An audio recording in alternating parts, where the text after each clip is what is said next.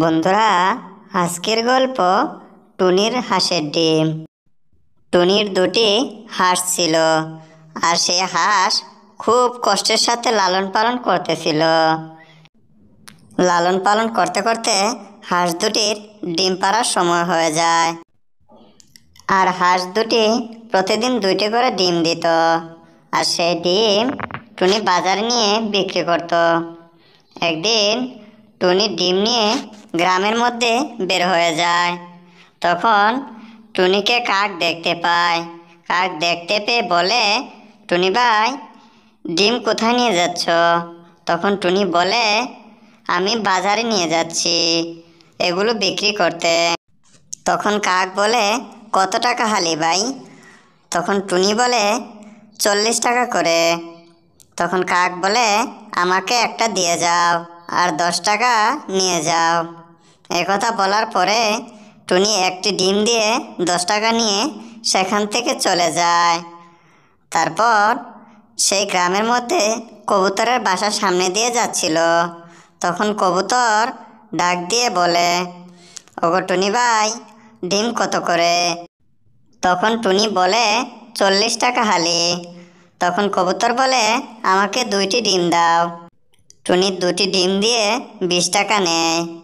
তখন কাক সেখানে চলে আসে আর এসে বলে, ভাই, আমাকে বলবা তুমি কোথা থেকে ডিম পেয়েছ?